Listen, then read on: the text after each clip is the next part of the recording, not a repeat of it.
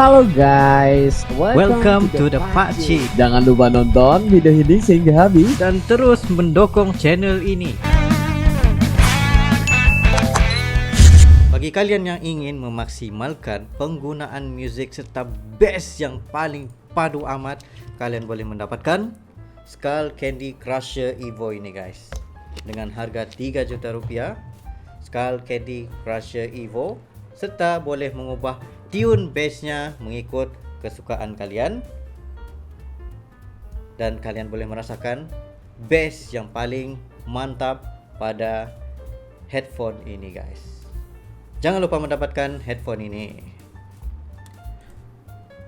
Assalamualaikum warahmatullahi wabarakatuh. Kembali lagi dalam The Pakcik dan juga Areli. Assalamualaikum guys, apa kabar kalian? Semoga sehat-sehat selalu ya guys. Alhamdulillah kita bertemu lagi di channel The Pakcik, channel yang memberikan kita informasi, entertainment dan juga reaksi yang Jujur aja guys. Alhamdulillah, terima kasih kepada kalian yang terus mendukung channel ini sehingga ke hari ini, dan juga kepada teman-teman kita yang baru saja mampir ke channel The Pakcik, kita mengucapkan selamat datang, selamat bergabung. Insya Allah ya, kita bakal bikin video yang terkini, terviral, terkeren, apa saja yang terupdate ya, pasti kita sikat guys ya. Untuk kali ini kita bakal bereaksi apa Pakcik? Oke, untuk hari ini kita pengen melihat kepada BBM Singapura terancam tidak laku. Mega kilang Indonesia jadi terbesar dan tercanggih di dunia. Karena kita tahu sekarang ini semakin banyak kilang-kilang besar yang ada di Indonesia.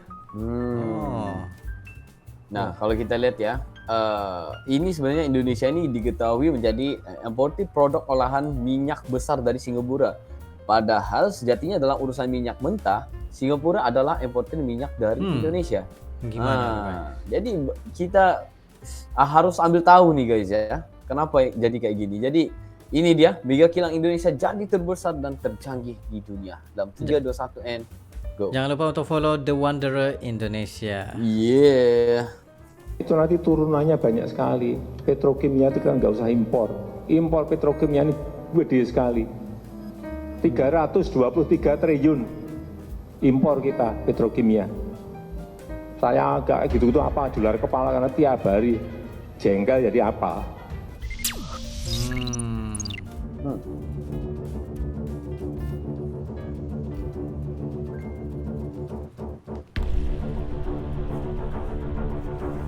Kilang minyak Indonesia. Ya. Pembangunan kilang dan produksi lifting minyak harus menjadi prioritas beberapa tahun ke depan. Hal tersebut diyakini bisa menekan ketergantungan Indonesia dalam impor BBM sekaligus mengatasi defisit neraca perdagangan.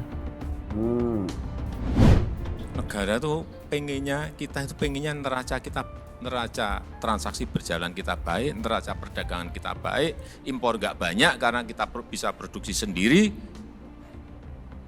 karena kita punya industrinya, kita punya mesinnya, kita punya bahan bakunya. Kok nggak kita lakukan, malah impor. Itu loh yang saya sedih. Benar-benar, karena kita tahu daripada kita import sendiri, bagus kita production sendiri dan menghasilnya dan ekspor keluar. Iya. Kita harus punya ketahanan energi untuk 280 juta bangsa Indonesia. Situasi hari ini kita salah satu pengimport BBM. Dan saya yakin makin hari makin besar. Makin hari makin besar. Tidak hanya untuk konsumsi, kita traveling, naik mobil, apa semua, untuk logistik. Tetapi apa? Ada isu yang berat juga. Petrochemical kita perlu yang namanya nafta. Itu dari minyak juga. Salah satu upaya yang dilakukan yaitu melalui pembangunan dan pengembangan kilang minyak di dalam negeri. Kalau kita komparasikan dengan negara tetangga yaitu Singapura, negara yang sepertiga dari Jakarta itu punya 4 fasilitas minyak dengan kapasitas total 1,49 juta barel per hari. Tak bisa dipungkiri Indonesia sekarang ini merupakan negara importir minyak olahan alias BBM. Maklum, saat ini produksi minyak yang ada di Ibu Pertiwi tidak sebanding dengan konsumsinya.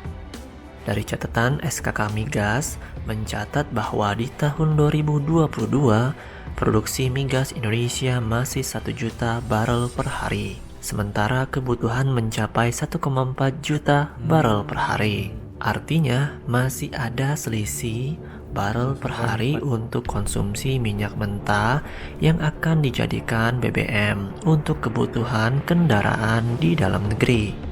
Atas hal itulah Indonesia memilih untuk impor minyak mentah. Salah satunya adalah impor minyak olahan dari Singapura.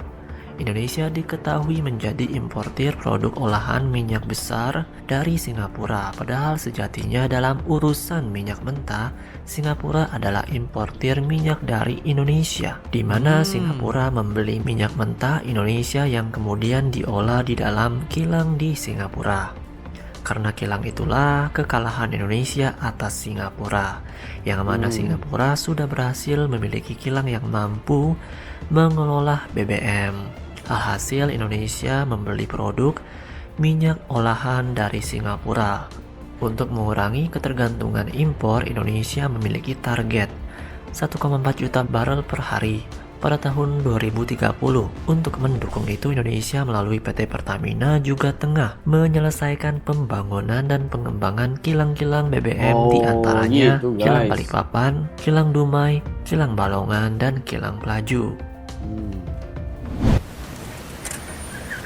Dan itu yang saya tunggu tadi, saya nanyakan ke Dirut Pertamina, produksinya naik atau turun? Ya, naik. Dari yang dulu waktu dikelola Chevron, turun-turun sekarang sudah mulai naik dari 158 ribu barel per hari menjadi 166 ribu barel per hari.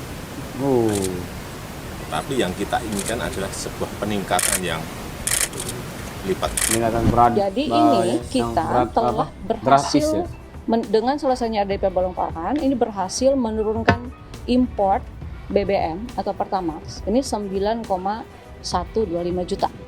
Kita ingin memiliki refinery, memiliki kilang minyak sendiri, dan memang tambahnya kita akan bangun di Tuban, di Balikpapan, kemudian di Bontang, kemudian juga ada di Balongan. Ya, dengan adanya kilang, kita ingin investasi itu membuka lapangan pekerjaan yang sebanyak-banyaknya.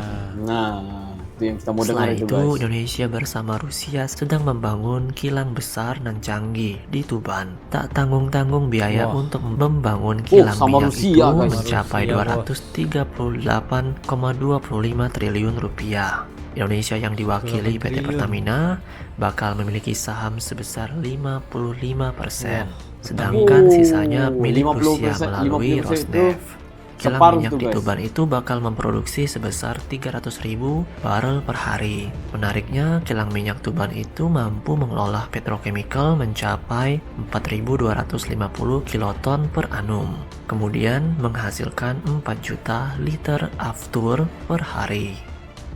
Dengan pembangunan kilang minyak di Tuban, diprediksikan akan selesai pada tahun 2026 mendatang. Wah, 2026. Siap. Nggak lama lagi tuh, guys. Di Pertamina itu ada Di 3 proyek tahun. senilai capex-nya aja 60 miliar dolar. Jadi sekarang kita mau bikin tidak begini, mau begini. Jadi paralel. Sehingga kita bisa mempercepat waktunya mungkin 2 atau mungkin ada yang ya 2 tahunan semua proyek itu. Dan itu sekarang kita evaluasi satu-satu. Tadi sudah kita identified. Nanti minggu depan Pertamina lapor sama saya lagi bagaimana tadi anunya itu apa namanya timetable-nya tadi. Setelah saya dilantik 2014, saya langsung ke TPPI. Karena saya tahu barang ini kalau bisa jalan itu bisa menyelesaikan banyak hal. Ini barang substitusi impor itu ada di situ semuanya. Semuanya. Turunan dari ini banyak sekali yang petrokimia, petrochemical di situ. Dilantik terus buat kerja guys. Sehingga waktu Bu Dirut, saya ke sana yang terakhir, Bu Dirut cerita itu ya saya bentak tuh karena memang benar. Terima kasih buat The Wonder Indonesia atas informasinya, dan memang benarlah bila kita memproduksikan sendiri bahan-bahan mentah kita sendiri, maksudnya bukan kita ekspor bahan mentah kita untuk negara luar yang membuat produksi daripada bahan mentah itu masuk ke negara kita. Jadi lebih baik negara kita sendiri yang produksi segala-galanya menjadi satu penjenamaan itu sendiri. Maksudnya itu kurangkan import tapi banyakkan ekspor. Begitu. Gitu ya. Misalnya contohnya dari segi getah. Macam negara Malaysia sendiri banyak produksi kepada getah, tetapi getah itu tidak banyak diproduksikan menjadi sebuah brand ataupun produk. Kebanyakan mereka akan hantar pergi Korea, Jepang dan negara-negara luar. Daripada situ negara luar akan hantar tayar. Contohnya tayar gitu. Tayar Yokohama apa semua tuh masuk ke Malaysia. Menjadikan itu sesuatu yang agak kerugian juga bagi negara Malaysia sebagai contoh. Tapi bukan itu saja, sebenarnya banyak lagi contoh. Iya, banyak yang lagi. Tapi ya nggak apa-apa. Tapi apa yang aku nampak di sini ya, Presiden Indonesia ini Pak Jokowi ini dia punya pemikiran itu guys. Dia udah berpikir hingga ke depan, hingga 2026 ya. Sedangkan dia udah bilang tadi ketika dia dilantik dia terus pergi untuk menguruskan hal ini ya. Tapi lihat hari ini guys, ini udah tahun 2023. 2026. Bakal lagi 2026 Indonesia bakal ada minyak sendiri. Yes, bukan itu saja, tapi di Tuban itu akan ada proyek seperti New Grassroots Refinery juga. Dan sekarang ini masih tahap refinement, land clearing dan juga RDMP, yaitu Refinery Development Master Plan. Untuk BBM itu guys. Wow. Walaupun lambat kenaikannya itu, tetapi setiap tahunan itu tetap naik ya. Yes. Persentase itu naik. Betul. Tapi aku percaya akan ada lagi dalam beberapa bulan ke depan ataupun beberapa tahun hadapan ataupun 2 tahun lagi ya, sebelum 2026 ini Indonesia bakal dapat kekayaan gratis pasti.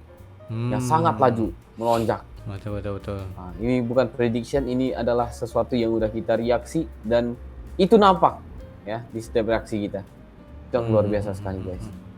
Mantap. Ini ya.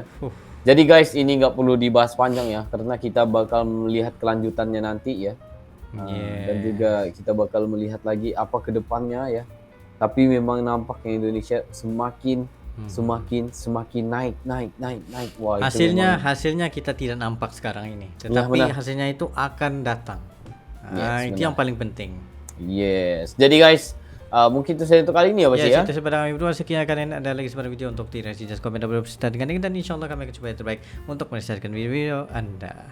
Ya, mungkin itu saja untuk kali ini. See you for the next video. Assalamualaikum, bye.